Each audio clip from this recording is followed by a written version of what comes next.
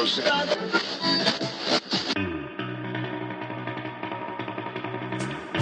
Centresteer Podcast, a Land Rover podcast by Land Rover owners.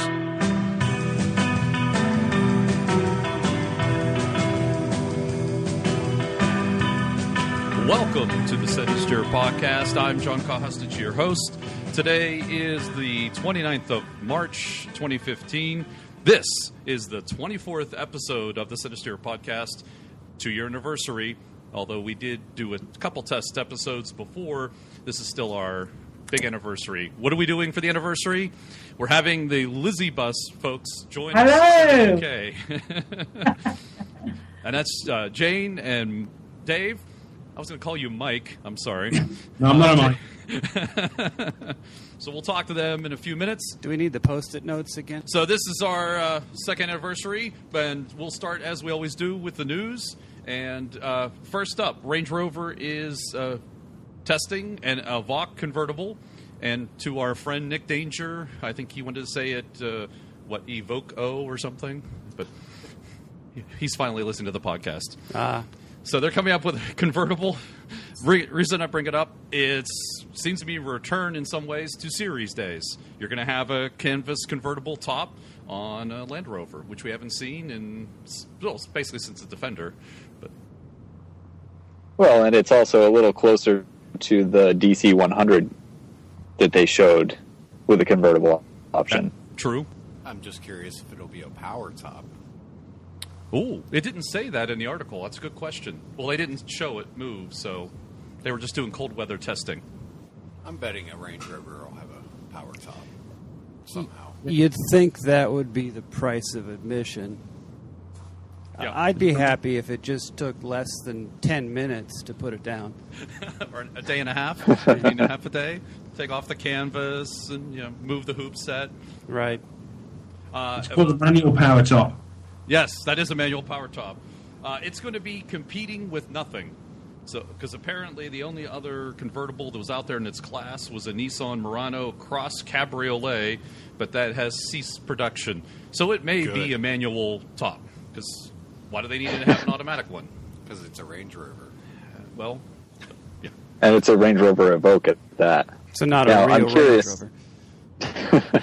I'm curious how much this increases weight and reduces, capacity. Or rigidity. Or rigidity, yeah. But a power top would add weight because you'd have an extra mechanism.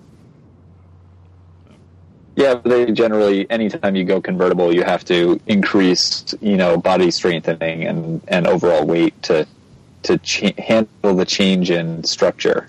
Correct. Usually at least 200 pounds. 10 miles per hour. But the new Ingenium engine will fix everything. Maybe it'll be diesel. That could be cool. Because that'll make it faster. You Americans are missing out on the diesels from the UK. Tell me about it. We know. Although they are coming out, they plan to next year with 2 models supposed to be diesel in the United States. I think a Range Rover and a Range Rover Sport. Yeah, we're finally getting the TDV6. So You'll be surprised at the performance of those vehicles. Yeah? The diesel is the way to go with the big vehicles. Yeah. So next up, Jaguar Land Rover is still supposed to build a plant in the United States to keep up with demand, but it may take 3 years. And the reason for they think the delay, according to the article on Autoblog, is the other plants that they're building. They built one in China, they built one in Brazil, they're building the new engine plant in the UK. So I think just focus.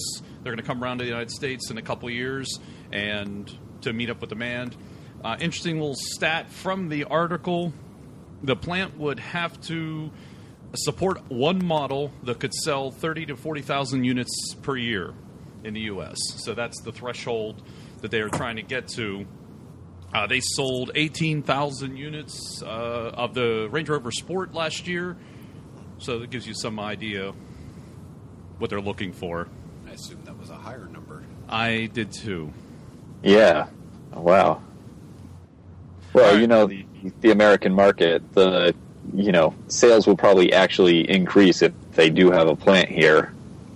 just for the amount of support that they can get for producing them locally, ish. Some, but would it actually hit the 30,000 threshold? That's an interesting number.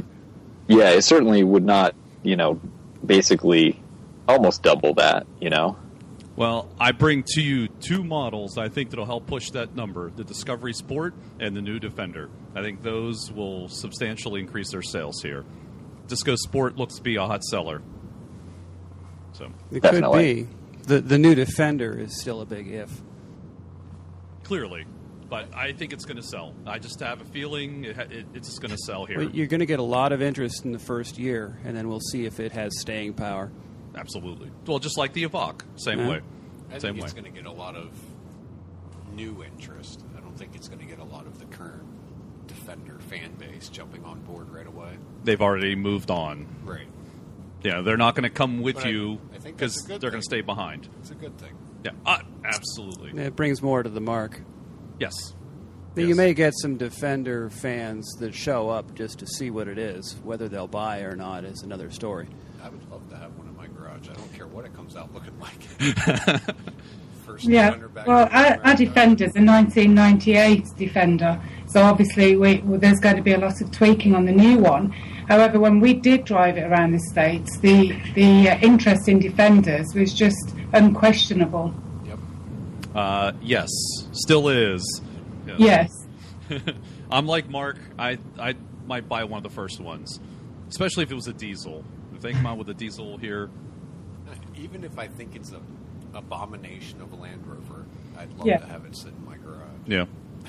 No, you want it outside. You don't want it in the garage. That's a bad sign. Yeah, well, Stop it. You're not making any fun to the Land Rover reliability, are you? I'm thinking about, in particular, Mark's garage. That won't fit anything taller than a BMW.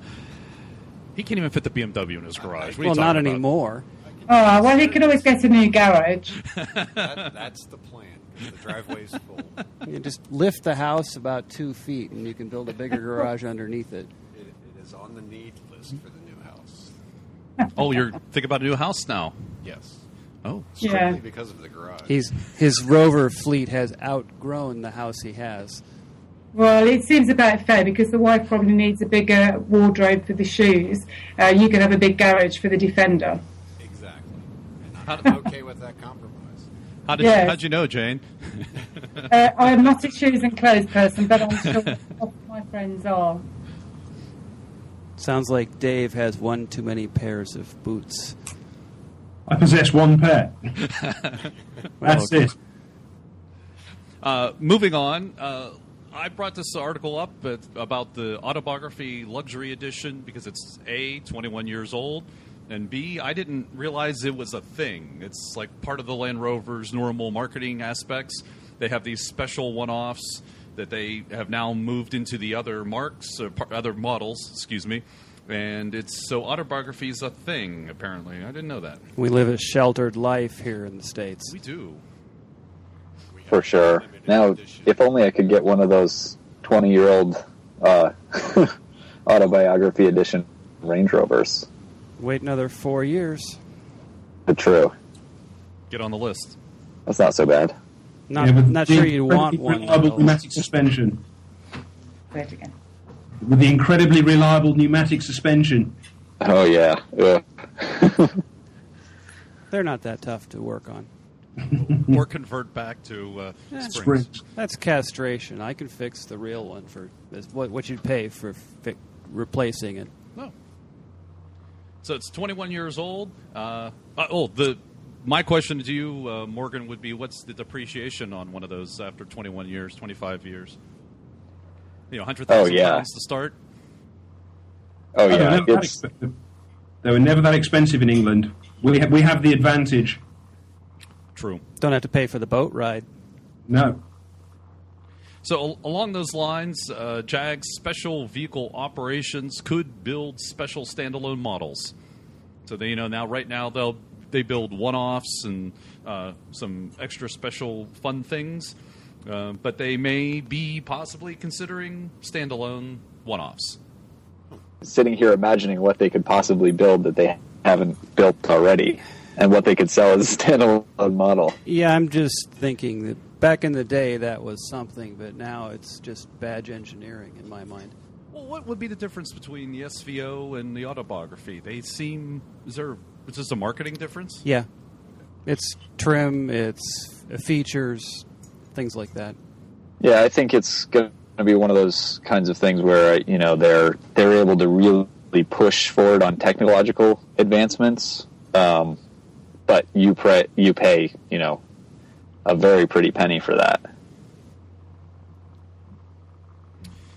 So the Discovery Sport was reviewed by our special... correspondent. Not yet. Well, he's unemployed now, so maybe he could join the podcast. Richard Hammond. So before the fracas, he talked about the Discovery Sport. I bring it up because A, was Richard Hampson. The hamster. I bring it up, the hamster. And he likes the vehicle, thinks it's going to sell like hotcakes. And there was I found out it was a little bigger than the current Freelander, which I didn't realize. Well, Jeff said the same thing. And he generally liked the vehicle overall. There was a tweet that Netflix might be talking to I'm sure Clarkson about doing Top Gear a show, automobile show. he should. And our friends in Birmingham, not the Lizzie Bus folks, but Land Rovers Live has a nice roundup of the new Defender news. So if that interests you, I'll have a link to it. And just generally bring some of the information together, talking about what might be coming up. It's supposed to debut in 2017. There might be an announcement in early next year. And he talks about some of the things to consider as part of its coming up. We know the design has been signed off on, and some of the things else to consider. It's probably not going to have a ladder frame. It's going to be monocoque, and there you go. Thoughts, ideas? So not a proper Defender then? Depends on your... Not an actual truck. There'll be much sucking in through teeth back in the UK over that. The purists will be most unhappy. Yeah. Over here as well. So that's the news. Now we'll go talk to Morgan, who's heading up our Heritage segment. Morgan? So last time we talked about brakes. This time I figured we would sort of push up the drivetrain a little bit and talk, axles and differentials and all that. So, since I run SeriesParts.com, I have a Series 3. I mostly think about series vehicles, so we'll start there and continue there.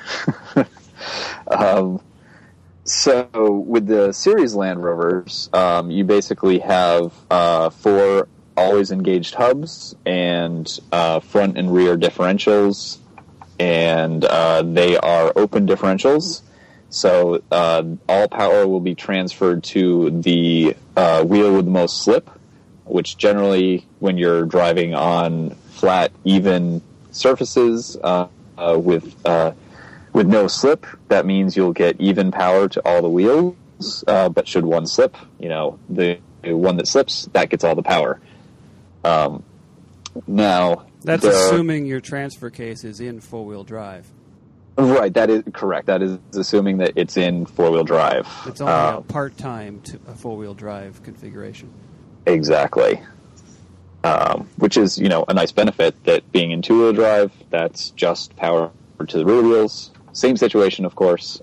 Should one of those rear wheels slip, then all the power goes to that slipping wheel.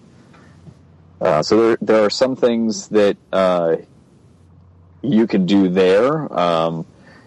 In terms of the differentials, it is possible to put an air locker in there, locking differential, which will lock that differential in so that the power is distributed evenly to both wheels.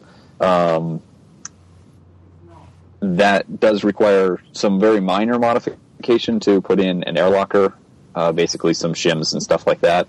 For example, an airline, of course, and an airline with a compressor, and a tank, Now, so you got help, Morgan. I did totally, and one of the considerations there is that then you are putting a lot more stress on your drivetrain components in that situation, which leads me to the next issue, which is those axle shafts. Oh yeah. Which in a Series Land Rover, they are. Let's just say they are the weak link in the the chain. They break frequently. Let's see. I think in most models, you're looking at a 10 spline at the differential end, up to 24 spline on the hub end. They tend to shear off. You can actually shear them off pretty easily just by dumping it on pavement, trying to peel out a little bit. So, seeing lots of problems there. Unfortunately, they tend to break on the differential end, which means that they're a little more work to pick all the pieces out before you can drive home without causing further damage. There are a couple of companies over the years who have produced hardened axle shafts. I don't believe that any are being produced at this time. I could be wrong about that. Isn't GBR still making them? Last I checked, they were, but possibly had some issues getting them. Okay. And GBR is Great Basin Rovers. I think they have officially switched to GBR due to the naming. That's why I used that. They dropped the Yes. Rover name. Yeah. Yes, exactly. And they're out of Utah. There's two companies in the UK that supply hardened drive shafts. That's Cam, K-A-M, and Ashcroft Transmissions. Oh, yes. I forgot that Ashcroft was doing that. Thank you. That's the mildest of the things that Ashcroft does. They do all kinds of really cool stuff. They if you have the do, money. for sure. Yes, definitely. You know, the other alternative is to get yourself a Salisbury rear axle. And that was one of the things I was going to go over. So the Salisbury rear axle, there actually were for a while there some front axles that you could get. They're Huge money. They're huge money. They're basically a Dana 60 differential in there. And they were used on the high-capacity pickups and some of the military vehicles, I believe, in terms of standard equipment. Very few of the military ones, unfortunately. Yeah. So, very pricey to get your hands on. But you in terms of non-standard... Oh, go ahead. I was going to say... typically what breaks is the rear half shaft, however, and the Salisbury rear is not that hard to get your hands on. Right. Definitely. I know somebody that's got one. Or a couple. In the United States. Very nice. The problem we have in the UK is that you have great difficulty to get people working on your Salisbury back axle. Not many people do repair works on them because it's not as common as it is in America, because it's the Dana 60 in America. Right. It is. Yeah, you just have to tell the locals what it's based on, and then they can understand it and get to work. They can work on Rover We have axles the in opposite the UK. problem. They very rarely find somebody who can work on a Salisbury axle. And we have the opposite problem. We have trouble finding people to work on our old Land Rovers, but then if you pull in a truck and say it's a Dana 60 back there, like, oh, okay, I got it. Yeah. They're not very common. Have you tried going to a Jag shop? Because the center is very similar. Yeah, but as actual sort of companies that will work on those axles, there are very, very few in the UK. Okay. Yeah.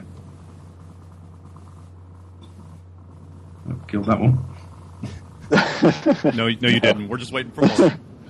Exactly. I'm just checking my notes here. We actually learned something. We have breaking news. Absolutely. So, in terms of the differentials, you have the option of, going with the stock Rover axles. You can go with Salisbury's. You can put locking differentials in there. I honestly don't know if there are any limited slip differentials available for the series Yes, Land there are. Rovers. Or Yep. Nice. That would be nice. So what are our options, Harold? Let me think here for a second. Detroit, True Track. Yeah, the True Track is available for both the Salisbury and the Rover axle, and it's a nice one because it's a torque biasing type. And I think you can also get the old-fashioned Detroit locker type as well. Yep, you can get the Detroit locker, totally. How does that show up in your center display on the video to show the lock being moved on the screen? Is that just a plug? Exactly. Yes, it's and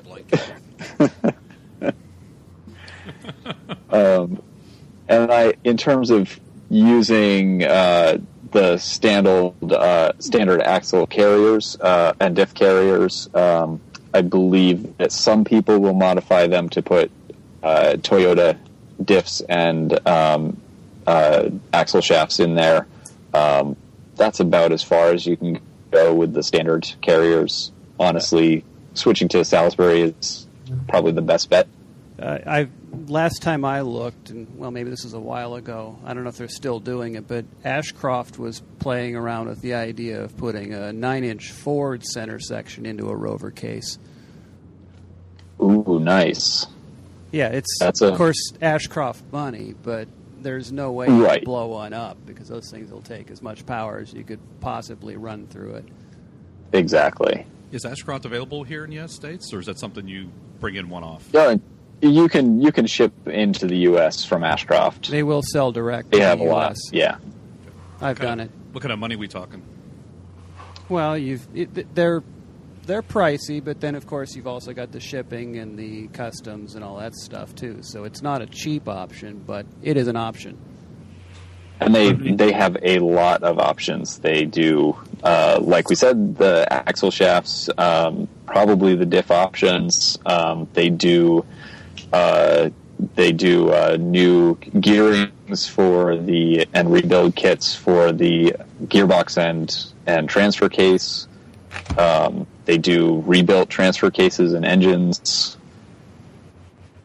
They have a lot of options. I've put Ashcroft reconditioned gearbox and transfer box in my Land Rover, and I think the exchange price for the transfer box is equivalent to about $600 US. Yeah, not bad. And probably about $700 for the gearbox. Not bad at all.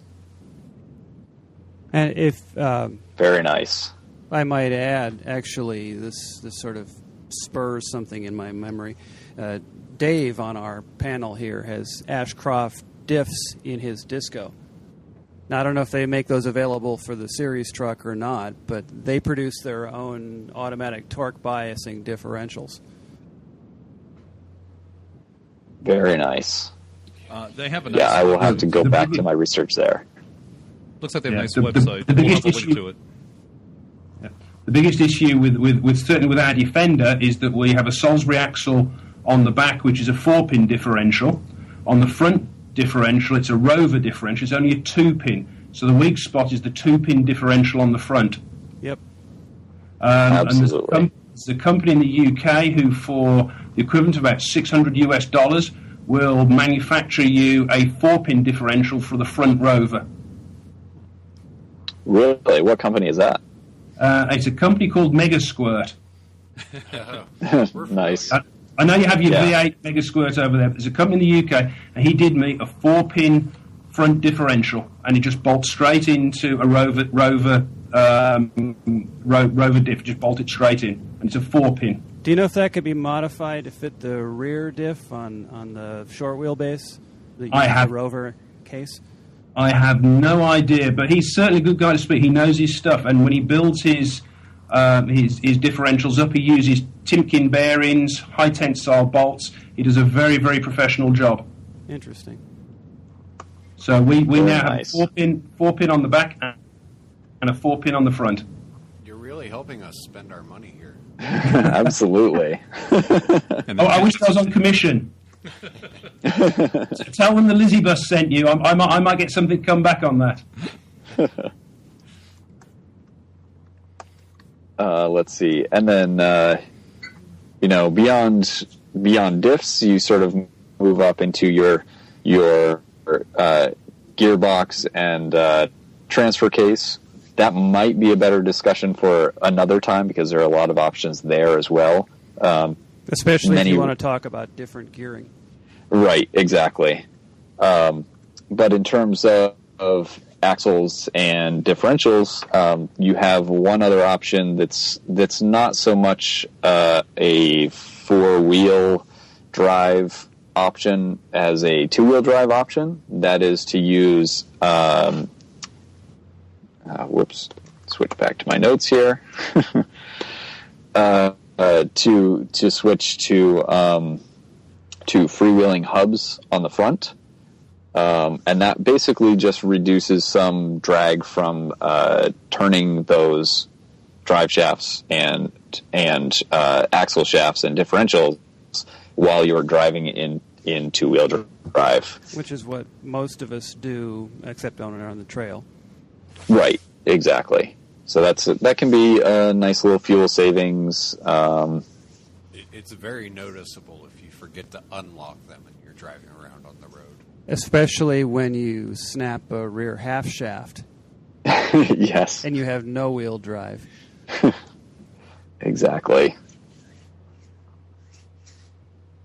So yeah, there are a few freewheeling hubs out there.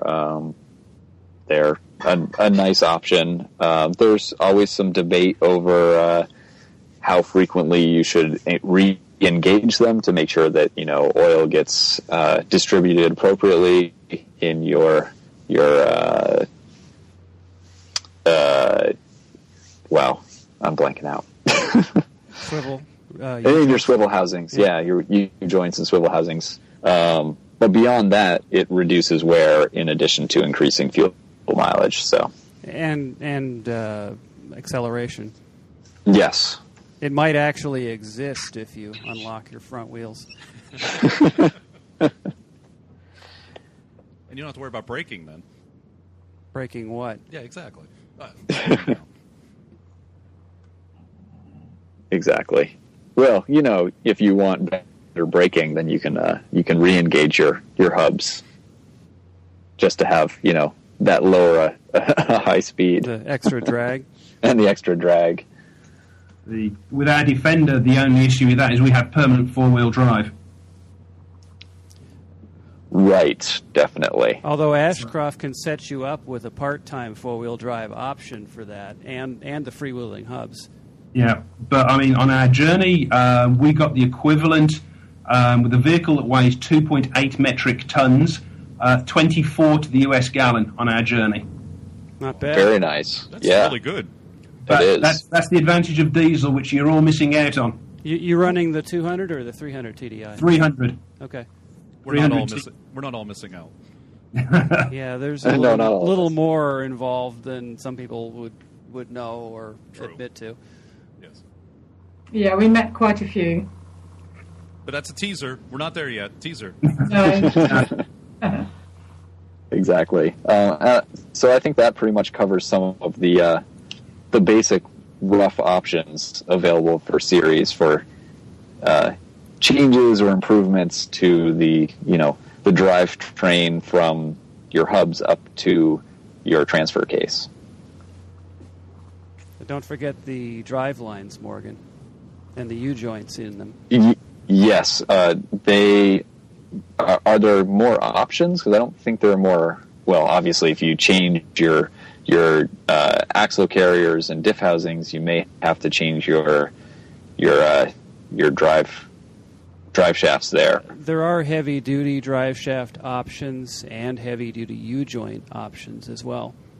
Nice. Excellent. One of the big players over here is a company called Tom Woods, but there are others. Very nice. The Tom Woods is popular for the Discovery owners because the front drive shaft is sort of a weak spot, and he makes a really nice uprated aftermarket front prop shaft.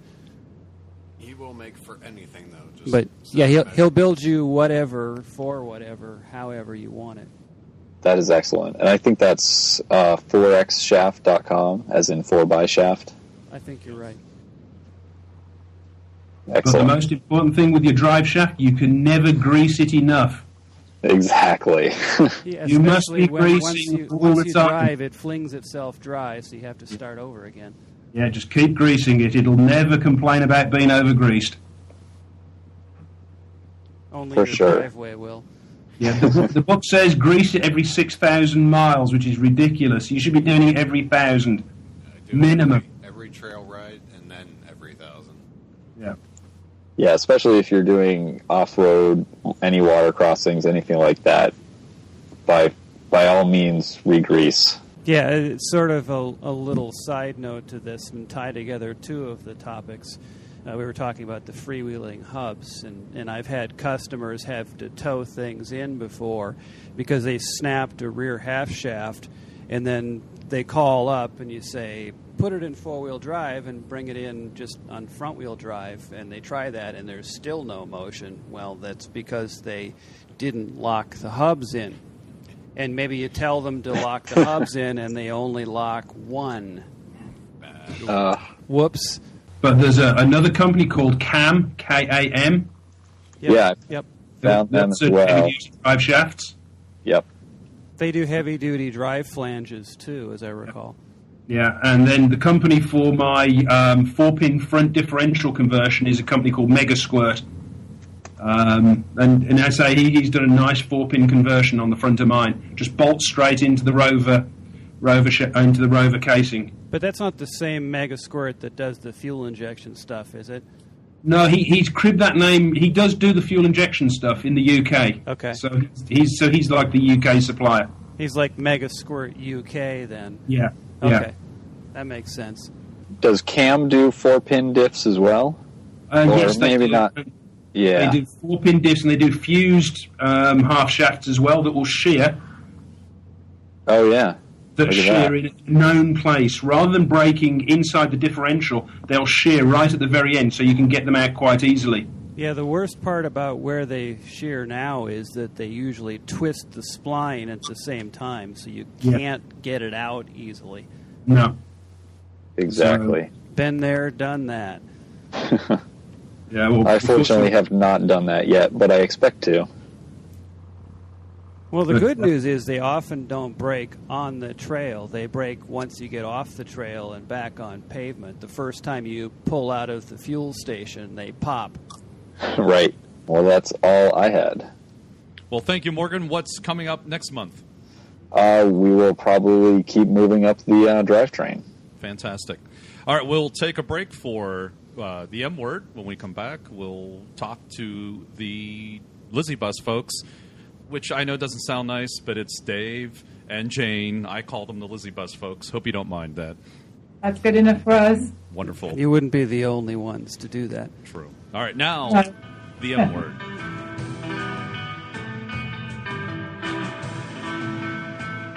For most of us in the eastern United States, this past winter has been one for the record books. Between record snowfall amounts, record low temperatures, and even record cold high temperatures, the statisticians have been very busy. Radio personality Garrison Keillor recently commented, with some dismay, that we have stolen the one thing that Minnesotans can truly brag about. Having lived through 21 Minnesota winters, I can tell you that what we went through just would have been a better-than-average winter in Minnesota, but it was certainly a sobering reminder of why I don't live there anymore. In school, I was a pretty smart kid, or at least good at figuring things out, but I just could not wrap my head around the legend of the groundhog. Not that I couldn't believe a rodent could predict the weather, but rather I just couldn't process the only two choices he gave us. In the beginning of February, we were told that we would either have an early spring or 6 more weeks of winter. The problem was that 6 more weeks would be an early spring. It didn't help when I sat down with a calendar and figured out that from the second day of February to the vernal equinox is just 2 days shy of 7 weeks. I also didn't understand why they would declare winter to be over when there was still plenty of snow on the ground. It would be a few years before I would learn 2 rather important things. Firstly, the concept of ambiguity, and secondly, that most places didn't have the extra special kind of winter that we the people of the upper Midwest were endowed with. Of course, it would be many more years before I would get the idea that legends are often used to give hope to the masses, but perhaps that's a discussion for another day. In my 20s, I had the good fortune of going to college in California. It was a nice break from the cold Minnesota winters. It was also quite a culture shock, one that I hadn't expected. Several of my classmates were from the deserts of Southern California and had never seen winter before. When the temperature dipped into the low 40s, they would come to class complaining about how cold it was outside. It was freezing, they said.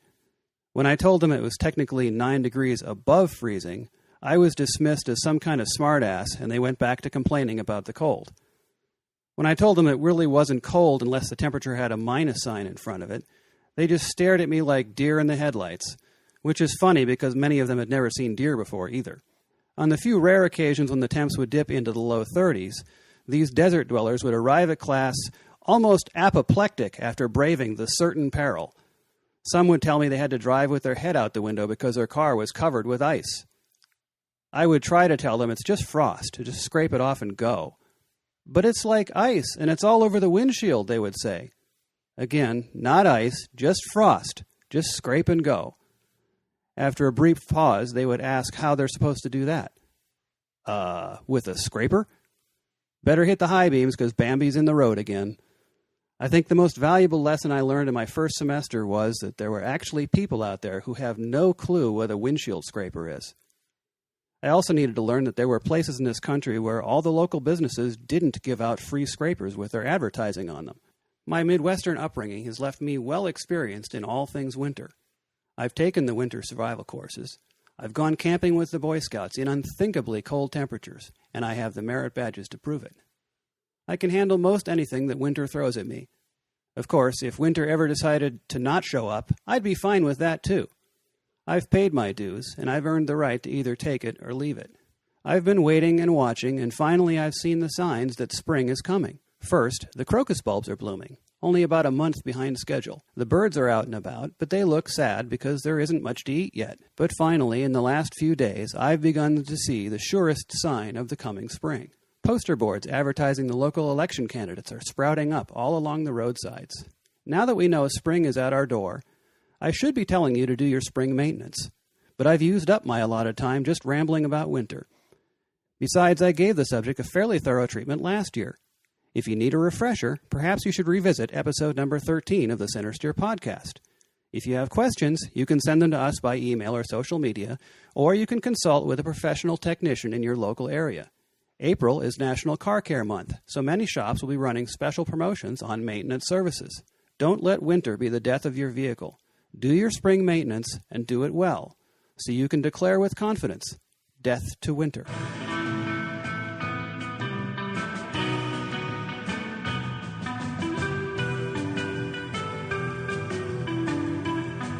Welcome back to the second anniversary edition of the Centresteer podcast. This is episode number 24. I would like to give a shout out to some of our listeners who have reached out to us in the last couple weeks and months. Jeff Harrison, the editor of Rose of North magazine, mentioned on Facebook that the podcast came up in some conversation, and I said nice things. Didn't say specifically what, but said nice things were said.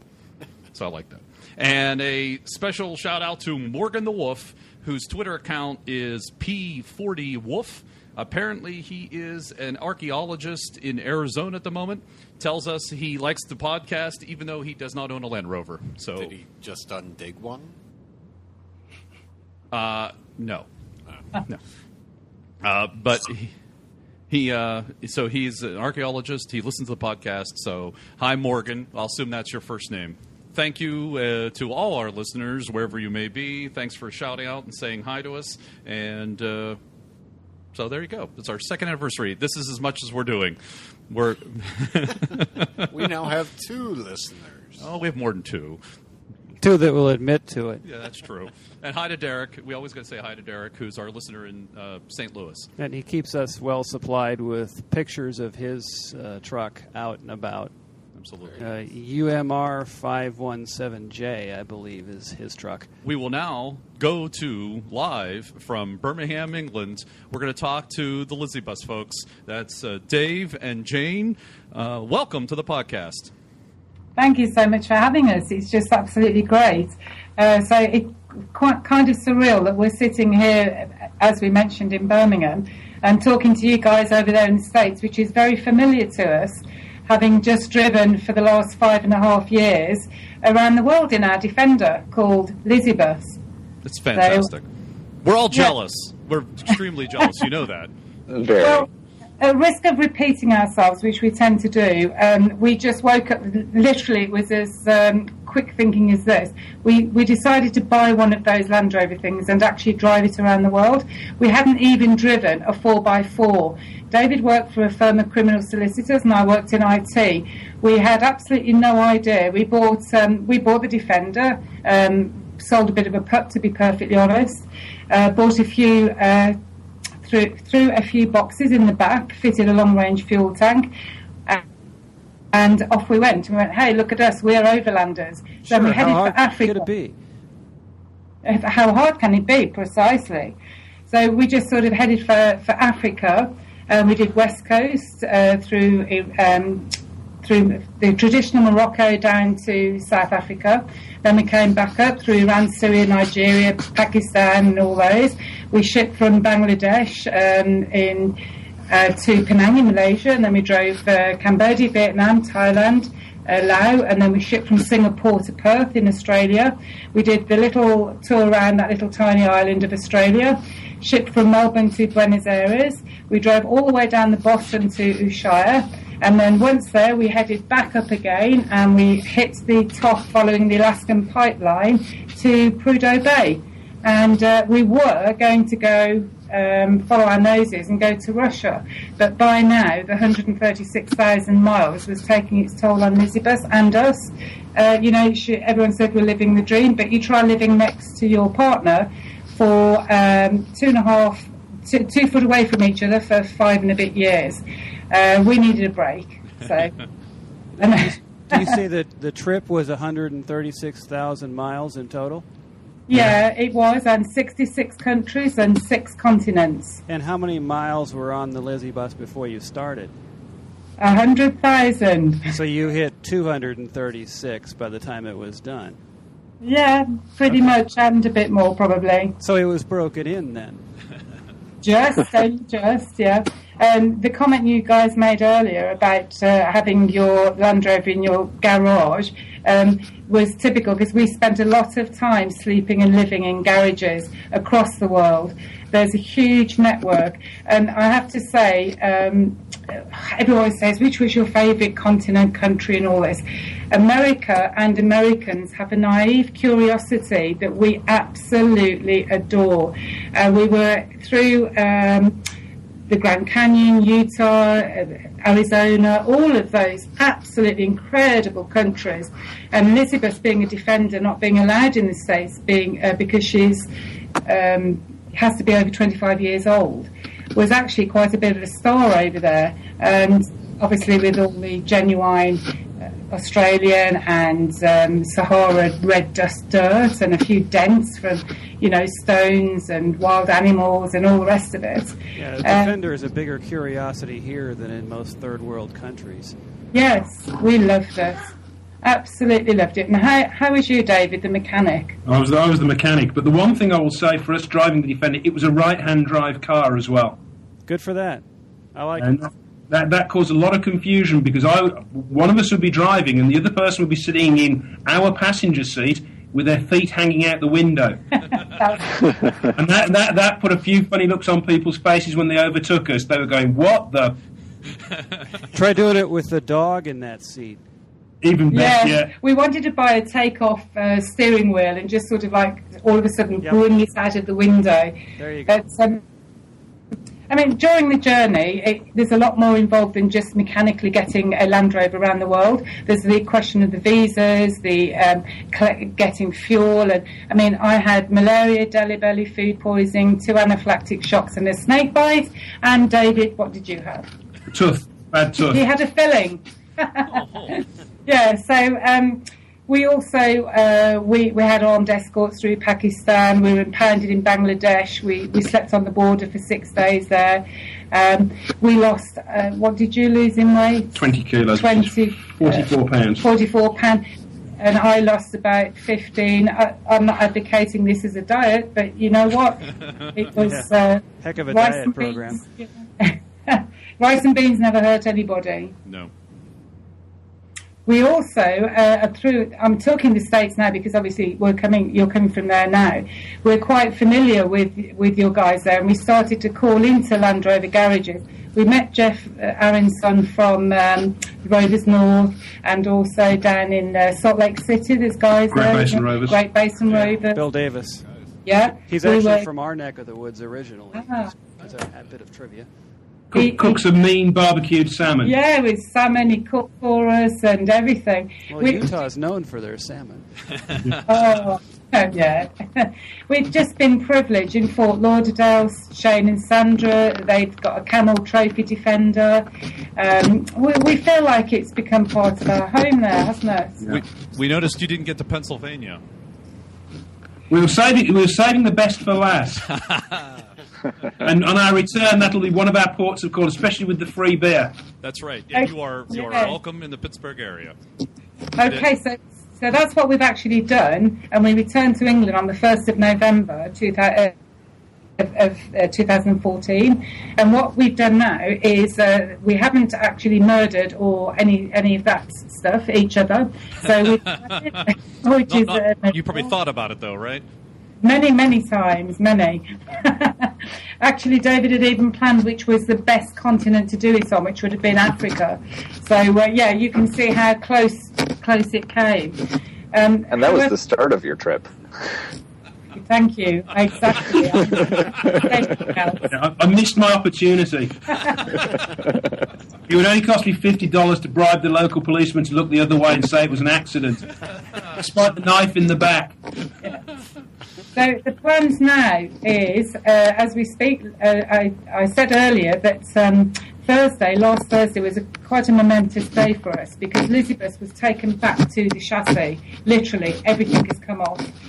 We're going to focus on weight, we're going to focus on security, and we're going to focus on accessibility. By that I mean the great big roll cage that we had on has had to come off. We're having a pop-top roof that's come out from Germany, Icarus, from what I can remember.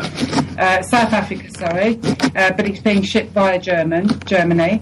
And so we can actually sleep inside the vehicle because in the Congo at 3 a.m, we had 3 very, very dark big guys on the roof trying to cut through kits. We have to, at this stage, get out of the vehicle and into the front to drive away. We want to run, not fight. So we're building it now. We've had a military back put on to make the station wagon into a 2-door. So we can actually get from inside, still have a roof tent, but you get to it from inside. And we've had the bulkhead cut away so you can get straight to the steering wheel. We've had side lockers cut in, specifically for the tools so that we can air up the tyres, we can get to the tyres. We had 12 punctures on our last journey, so we're pretty cool at changing tyres and stuff.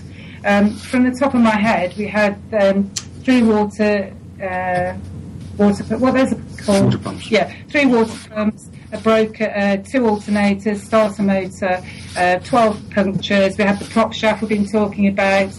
David's probably better telling you this than I am. We had 2 clutches and was it you say which ones? Yeah, we replaced the clutch twice.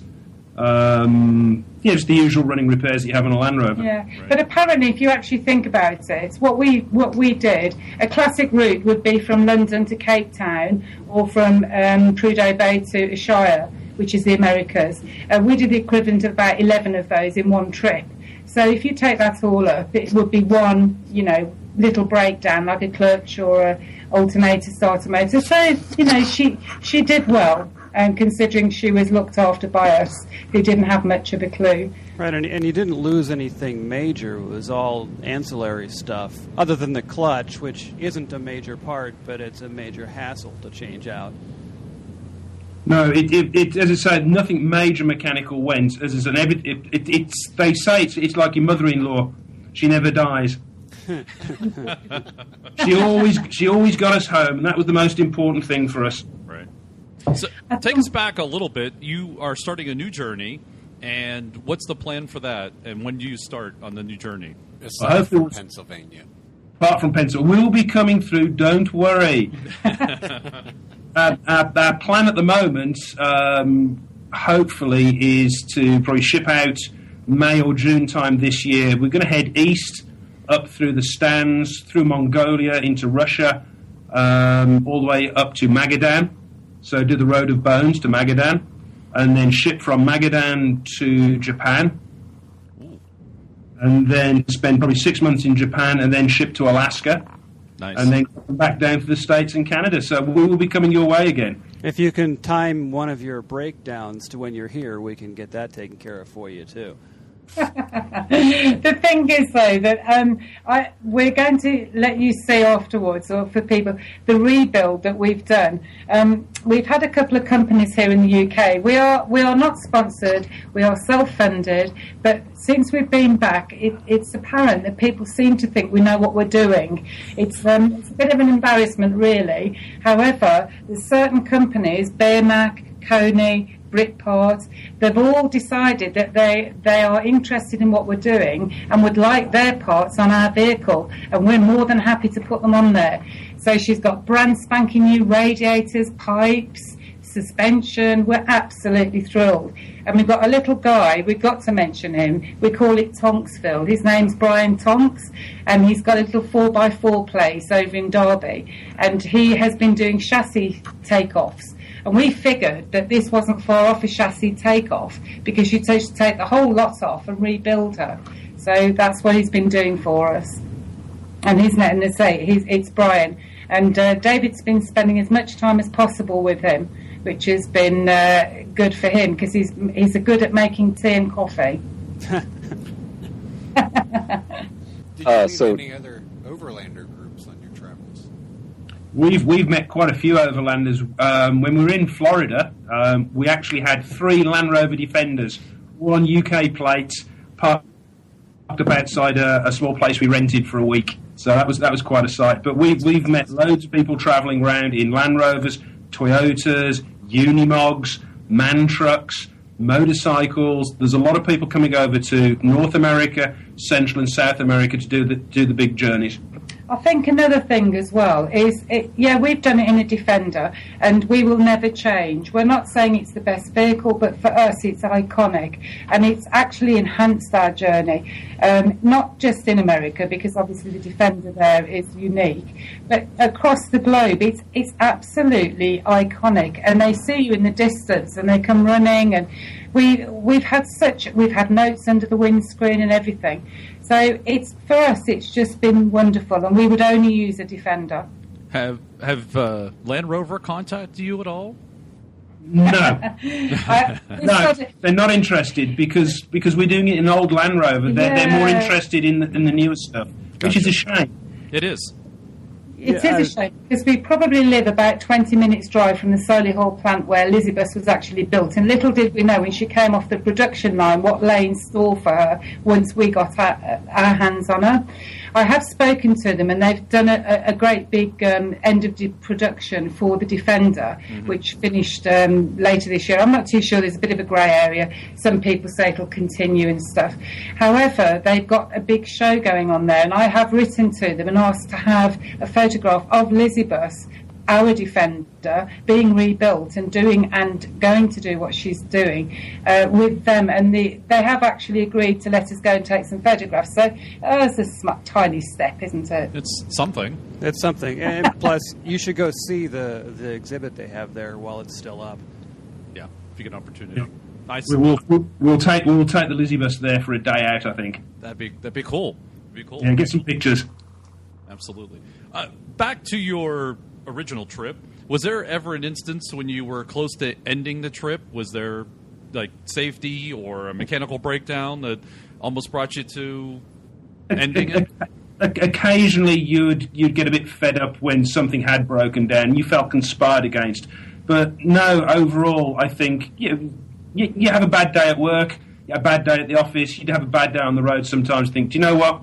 I'll put her in a container, I'll ship her home, and that'll be the end of it. But then you'll end the day, you'll crack open a cold beer, you watch a beautiful sunset, you'll see some dolphins swimming by, and you think, yep, life doesn't get any better.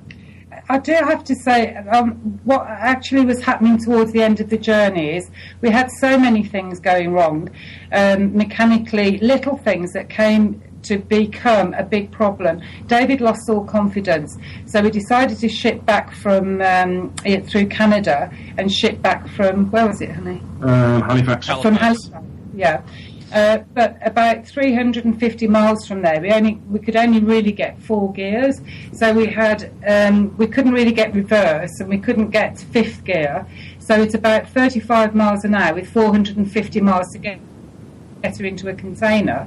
We were just sort of limping along, and it felt at that stage that everything was leaking. There's been we just sort of was losing confidence in her, and we actually, and for us personally, on a personal level, to live under that anxiety, you have to remember we don't have sat-navs and walkie-talkies to fellow people and everything. We're on our own, and when it actually breaks, like the prop shaft or the this, then you're there. David, to me, just seemed to keep taking bits off her. So you'd unplug it, throw it in the back. And I'd be thinking, God, there'd be more in the back than there is underneath her. I'm not technical. He'd be able to tell you which parts they were. But quite a few were sitting in the back by the time we got home. You get used to that when you drive an old Landy. I don't understand. You don't have a production crew with you like Top Gear does? Well, unlike Mr. Clarkson, we never actually got kicked out of... They welcomed us with open arms. We had a fantastic time in Argentina, so... That's good to hear. Well, you're not trying to destroy their desert either. Yeah, No. Or put something on your car to rub in their face. That's a either. different country, but anyway. Yeah, well, point taken. I have to point out you were in Quebec. I have a lot of friends in Quebec City, and I was just mesmerized by the photo you had with Chateau Frontenac up in the hill. Oh. I love Quebec, so I just had a little shout out to you on that It's picture. hard to take a bad picture with the Chateau Frontenac in it. Valid point. True. When we parked outside the chateau, I wanted one. Obviously, the photograph you saw was down below with the chateau above us, but we also drove up to it down all the little cobbled streets, and we parked outside, and it was just absolutely fabulous. The manager of the hotel came out, was chatting to us, and all the tourists were coming around. They were there to see this magnificent chateau, and they were all taking photographs of Lizzie Buzz, which was a real privilege. It's been a real privilege. Yeah, if you ever get back to Quebec City, I can hook up with people. So Thank you very much. There. Oh, yeah, it's a great town. Will that Poutines. be in the best room of the chateau? I wouldn't go that far. Did you have poutine when you were there? That's Yes, we did. Yeah. Yep, that's where poutine Chips with, chips with gravy and cheese curd. Yep, yeah, that's the one. good stuff. Yeah, that's good drunk food. Yeah, but I was a little concerned how yellow it was. I'm not used to such bright yellow food. Quebec City is the oldest city in North America.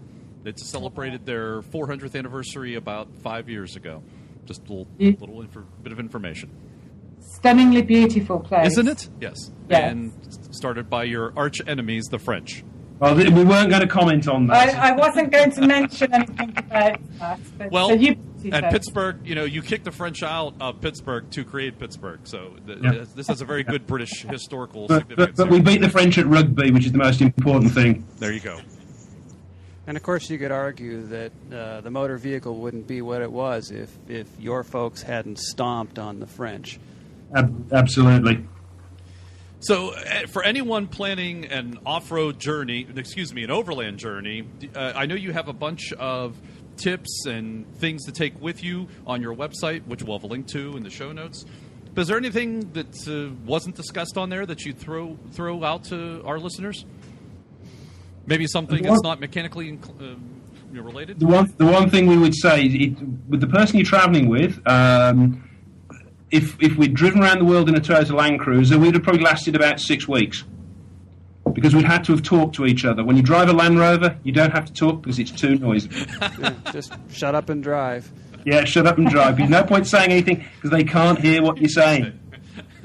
Did you wear earplugs? Well, actually, Pardon? I can't hear you. Pardon? I've still got this ringing noise in my ears. Yeah. The odd thing is that we never even had a radio, well, a working radio in Elizabeth, because David has said he had to listen to the engine. So I can tell you exactly how an engine sounds. I don't know if it's one of the qualities I particularly want to possess, but I do have it. Do you still hear it after it's been switched off? 24/7. Yep. Do you know what gear it's in based on the sound? Yep, and I even heard a valve pop on the tyre. Wow. When we were driving, and I actually heard it pop out. Yeah, actually, I'm still thinking about what you said about at what point was there a point, relationship-wise or vehicle-wise, where the trip nearly actually came to a halt. There was many times, because one that springs to mind is we switched her off, the Land Rover this is, and the engine kept running, and basically all the wires had fused together, so she was nearly on fire. We managed to get her to a garage in Florianópolis in Brazil, and it was immaculate, high-end garage. It's a Range Rover garage. Yeah. Just to ask them if they had this starter motor part, which David had sort of decided it might have been. But they dragged us inside, and we lived in there for 3.5 days. They had little espresso coffee cups made out of china. All the customers came in, and there's our washing hanging on the side where the mechanics washed, and in the morning they'd come in and we were in their shower block. 3.5 days later, it was Welcome to the Top, the garage was called, in Florianópolis, and they took us in and they said it was going to be something like $80 an hour or something. $90 an hour. $90 an hour. We'd been in there for 2.5, nearly 3 days. Wow. And in the end, they cut us a deal. What they did is they chopped out the bad wiring section, which had fused to the engine block, and rewired it all. And as I said, given us free Wi-Fi, a bed for the night because we wouldn't move, we didn't go anywhere, and it ended up $200, was it, or something?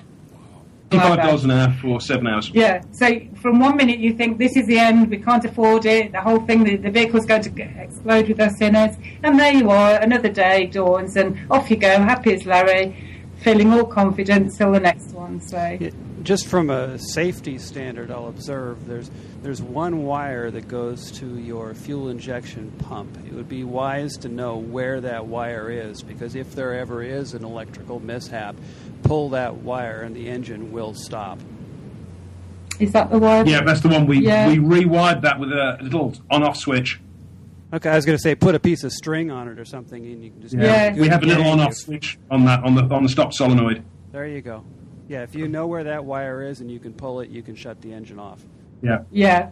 Before it runs away on you. Did we have that fitted when we was? Yeah, we had that fitted. Yeah. Okay. So what we did as well is we just disconnected the battery. Okay. That's a good way to smoke your alternator if you're not careful, however. Yes.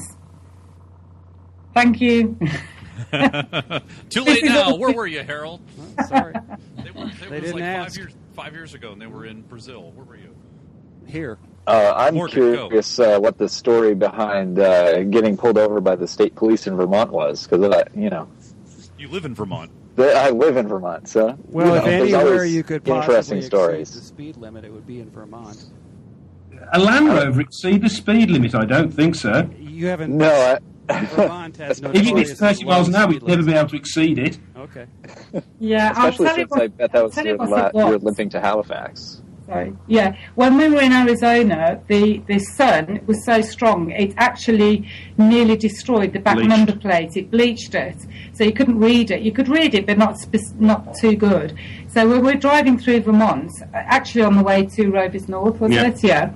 To get a P gasket. To get a P gasket. And we were pulled over by the state troopers, and I have to say they are absolutely delightful. I wanted to take one home with me, but David said there was no room. And after chatting for a while, the guys, we showed them all our documents and stuff, and then he said, you know what, you have to be the most interesting people that we have ever stopped. And so we chatted to them for 20 minutes or so, and off we went. By the time we got to Rovers North, the guys there said, we'd just seen you on the Facebook page of the Vermont Police.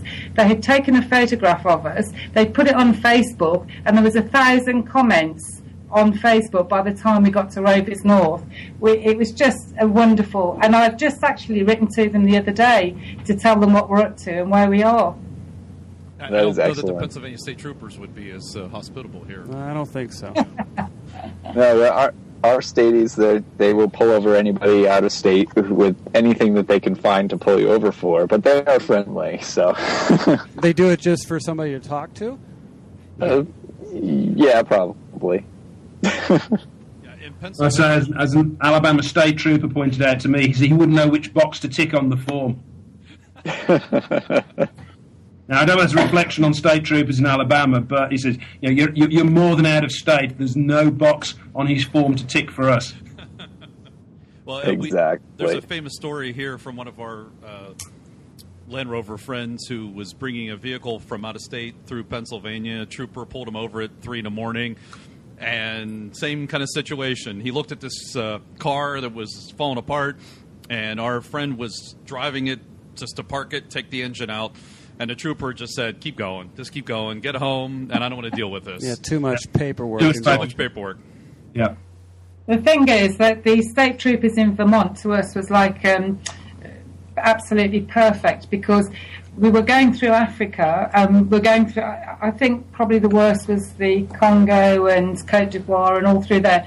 And I actually counted one day, and we were being stopped up to 30 times a day by police, military. We've been held at gunpoint. We've had our documents locked in the drawer, the Luger pistol put on the desk. This is pretty scary when nobody knows where you are, what you're up to, what you're doing. But I think the fear factor cannot stay at that level constantly. So over a period of time, you sort of go, okay, then fine. Well, if we can't go, so I'd get my chair and I'd start reading a book, and they go, you can't stay there. And we go, well, monsieur, you have our documents, you have Luger pistol, bang, bang, bang. Where can we go? So eventually, we're here, so obviously it wasn't quite as bad as it might seem, but there were some moments when you were uncomfortable. Following along with that, so what was the percentage of that during your journey? Was that 10% of it? Or did you find most people were hospitable, friendly, welcoming? Or was there more of that fear factor? I think through most of the journey, most people, about 99%, have been incredibly friendly. For being hassled by police and military, West Coast Africa was probably the worst. But after that, we had very few issues with authorities throughout the rest of the world. Did you have to make use of bribes very much? No, I think we paid bribes 3 times in total. Okay. And if you put that onto the average of how many times we're being stopped, you see the problem is that once you pay, then I think there's something about it. You get this air of, I'm not giving you anything. We worked on about $75 a day between us. We rented a couple of properties out in England, and that's how we financed this odyssey, let's say. So if we just gave, say they stop us 30 times a day, and we gave half of them $1 each, we're not going to eat the next day. So necessity made it that we couldn't pay these people, which actually was quite good. So we'd try different things. At one stage, we actually bargained, and we ended up with you give them a soft drink, or you give them a pen, or you just give them nothing. But bartering your bribes. Yeah. Huh. We're back here in the UK, and we're living with my sister. And it's been actually very difficult, not only for my sister, my identical twin sister, who's had to adjust to being without me, let's say, because we used to do everything together. And we suddenly find that we're just complete utter strangers here. We love the English, we love being English, but we're diluted quite a lot, and there's a lot of the traffic and, the shopping that is not necessary to us anymore. So you've had a taste of a different life, and now it's difficult to get back into the old routine. You're absolutely right. And And so it's hard because the last 5.5 years, when you're chatting with somebody, I don't really know how much the price of bread is over at Tesco's and stuff like that. We only know where we can get the next diff, or who's going to give us the shocks, or what type of roof tent, and that's our priority and focus. So it's been quite challenging coming home. The one question that's been on my mind during this whole interview, and I haven't found a good way to sneak it in, but where does the Lizzie bus come from? It's okay, you say. Well, basically, we bought the Land Rover. It had a brown church roof rack on it that Jane said it looked like a crown, and Jane's sister lives in Elizabeth Road. Okay. So the Land Rover got called Elizabeth, and also Queen Elizabeth is obviously our queen. So she got called Elizabeth. She was a station wagon, so a 12-seater. So we'd have one designated driver, could take 12 of us out. So it's a bus. Yeah. Got called a bus. So everyone said, "Are we going in the Lizzie bus?" So she got called Lizzie bus. So everyone thinks Jane is Lizzie when actually she's Jane. I often get emails from people saying, "Hi Lizzie, how are you doing?" But I don't mind. It's all part of the journey. Just wait till David gets called Lizzie sometime. He'd love it. He'd love to have I look good with pink nails. Well, obviously you're considering a second journey, so I'm not going to ask the question, would you do it again? But for anyone contemplating overlanding, such as you've done, do you have any other ideas, words of wisdom? Where's the place to start? Or things to avoid, things that they shouldn't do, like go through Western Africa? What I'd like to say is a question that's asked very often of us is people put things off. They think the main point here is the fact that you have to have the money. Well, obviously, if you don't have the money, you're not going anywhere. But there's different levels. You can do it at cheaper or more expensive. The biggest thing, really, is the right time. Because when you're young, you've got college and stuff like that, and then you move on and you get married and you have the wife and responsibilities there, then you have the children, and then before you know it they're off at university and the time's gone, and then university leads to grandchildren and the whole cycle. And people have asked us over, when do you know it's the right time? And I would sort of say it's when you have no more excuses, when you can no longer actually, you've got the on this journey, I became a grandmother, my daughter got married, and my mother passed away. Life carries on. There is never a perfect time. But if you don't do it before you blinked, it's too late. Your health, your everything. And you look at yourself. I mean, we set off, I was 51, David was 53. The next journey will be coming into our 60s, and we still can see the foreseeable future doing this, but you have to do it. Don't wake up and think, wake up and do, because it's gone. Your opportunity will go. So what you're saying is that you need to prioritize what you're willing to miss out on. What you're willing to miss out on. Don't beat yourself up if your priority is your children and your dog or your favourite goldfish. I don't know, but if you really have this little, every so often this little thing in your mind says, "Oh, it'd be fantastic to do what they're doing," even if you only do out of your comfort zone and go away for 3 months instead of 3 weeks and plan, it's something until eventually you'll see that horizon and you'll go, you know what, we want more, and we're going to do this. I think that's a great life lesson right there. I completely agree with you. I'm actually considering a overland journey myself in North America, and I'm planning it in 2017, and I'm going to do it. Yeah, Land Rover have a phrase, "One life, live it." And you don't have to be like two mad English people and drive around the world. Just do something different. Just get off the beaten track a little further than you perhaps would do in normal life, and you'll enjoy it. I mean, we were taken out by the Northern California Land Rover Club. Once a year, they make a little journey into Death Valley. Go and join your local Land Rover. Go and do something like that. It's different, and you'll get a liking for it. That's all it needs to be as a starter. Just whet your appetite with that. Death Valley, hike or die. It was brilliant. It was the most fun. With this funny thing that you Americans call rock crawling. Yes. Yep. in a 2.8-ton Land Rover Defender with all our worldly goods on it. They showed us routes that they've got like high lift kits, they've got low ratio transfer boxes, everything, and we're in a standard Land Rover Defender, and we did it. Good for you. So it was challenging and a little bit frightening sometimes, but we did it, and it was a wonderful time. Just get out there and enjoy it, because that's what it's all about. And that's one of the great testaments to what is so great about the Defender. You can kit them up, you can do all kinds of really crazy things to it, but even if you leave it stock, you can still get there. Yeah, absolutely. You don't need sort of locking differentials. The most important differential is the grey one between your ears. Ooh, look at that. That was nice. That was well played. That was prophetic. That was. I like that. That was very hard. I'm in my Zen moment at the moment. Need a bumper sticker. I like that.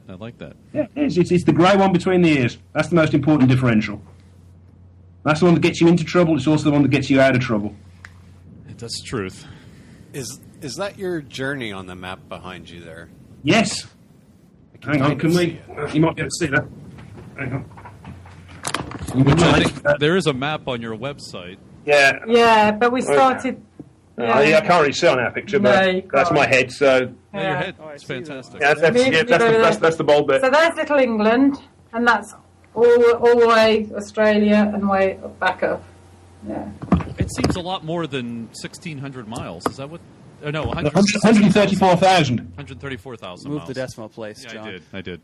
Yeah. 134,000 miles. Do you know how many oil changes you have to do on that journey? No. How many? Far too many. I lost count. After about 25, I lost count. Well, I can sort of estimate how much oil you're pouring in the top. How much? It's how much. No, it's not how much you put in. It's how much you lose on a daily basis. Exactly. There's a big difference between what you pour in the top and what you actually remove out of the sump.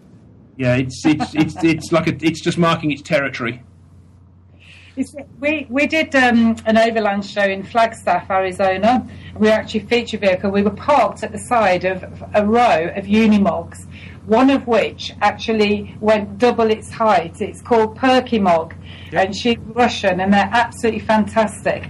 And I have to say that we really enjoyed it. It was our first real overland show as such, and we had such a good time there with everybody. But what I found was there's so many choices available now, and there's so much kit, and sometimes we work on the theory that first of all, we haven't got that much money to spend, but if you keep it simple, then you can over-analyse and over-complicate kit and equipment and routes and everything. So that I would say to people out there, keep it simple. Don't keep looking at too many websites, because you'll get to the point where you're so confused. Just listen. One of the good rules of thumb is to actually speak to somebody who's been out there and done it. And that's, at the moment, how David and I feel, is that we're actually almost ambassadors for this.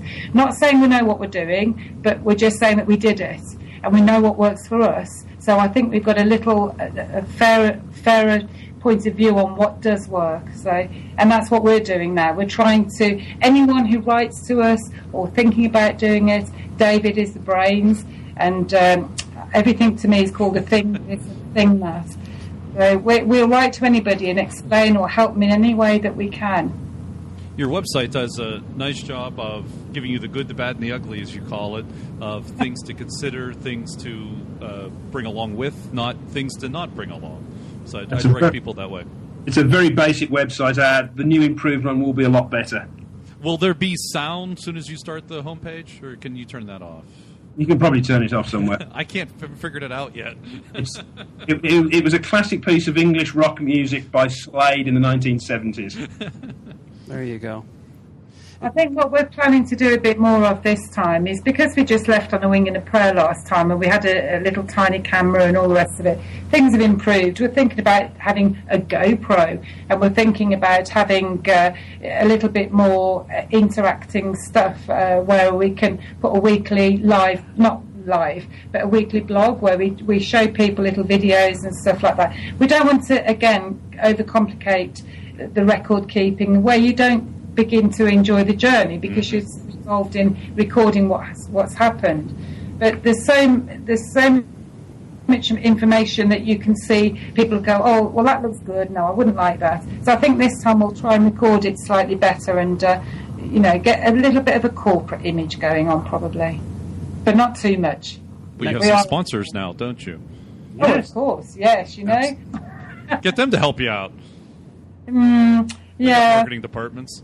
Do you have a timetable for when the next journey is taking off? June, right? Hopefully, but we learnt on our journey that time at the end of the day is the word they use is inshallah, God willing. So as soon as the truck is ready and you guys are good to go, you're taking off. As long as it's not midwinter in Siberia, we'll be off. Yeah, well, I hope to miss the Russian winter. We don't want to be doing a scene from Dr. Zhivago or any of that. Although I do like the music and stuff.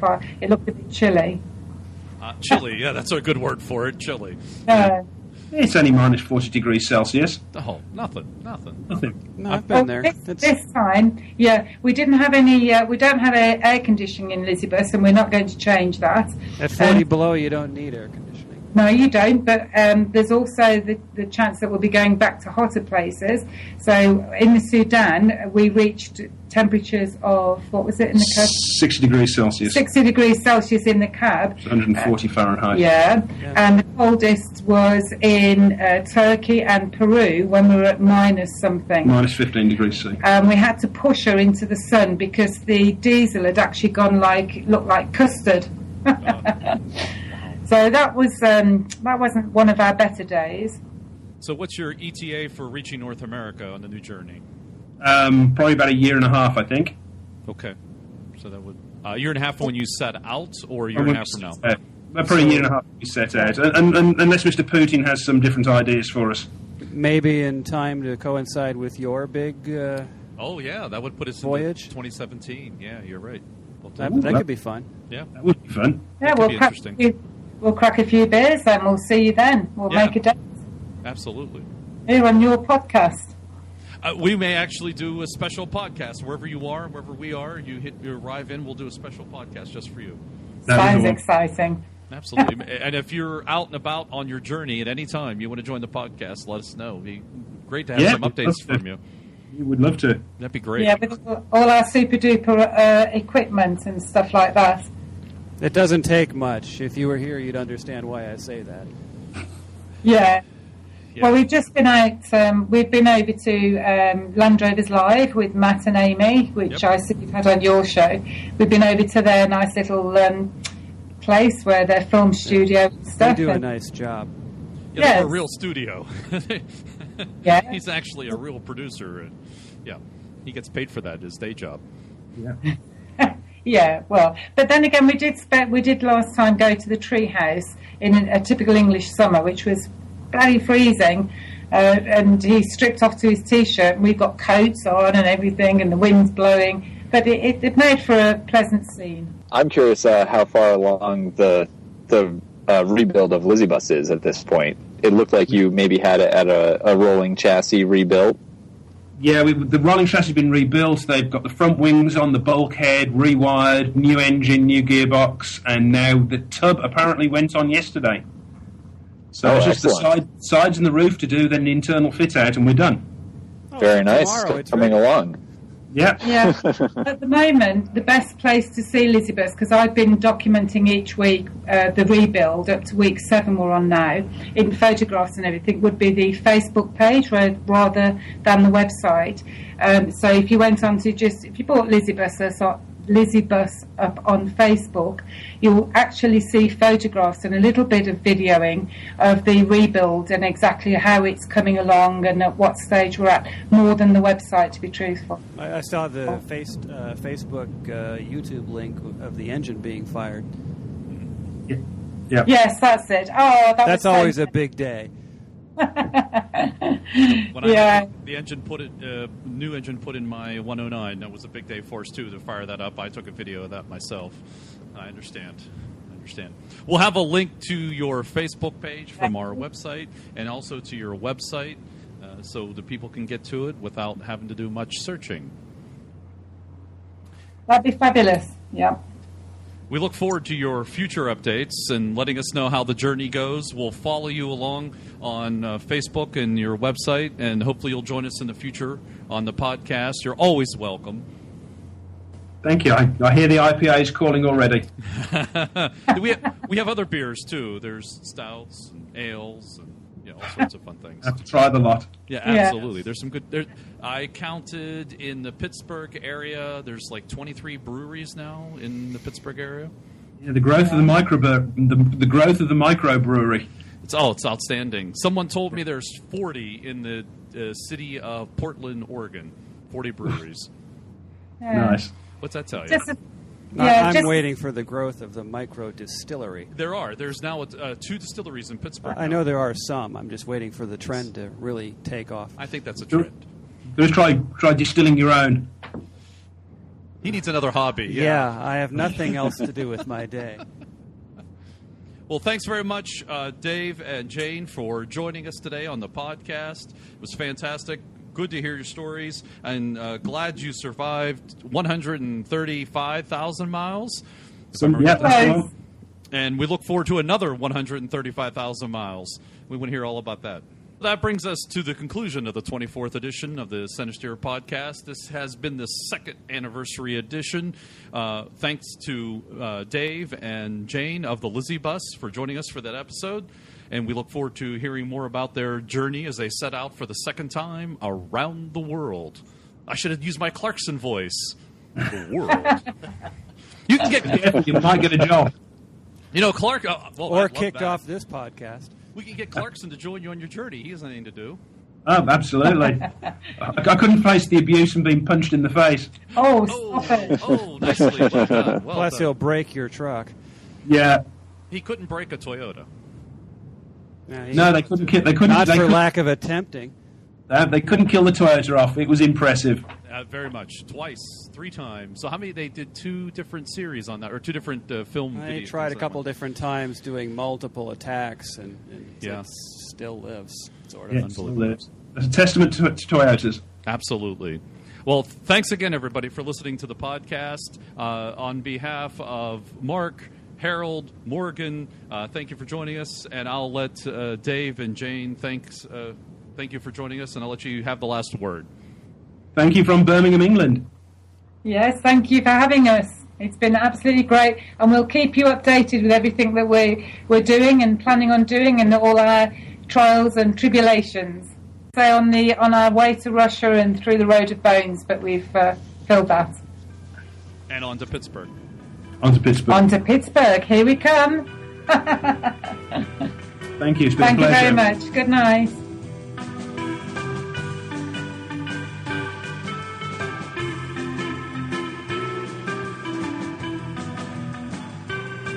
The Centresteer theme song, Sunset Rider by the Tritons, is available from Mivio's Music Alley. Check it out at music.mivio.com.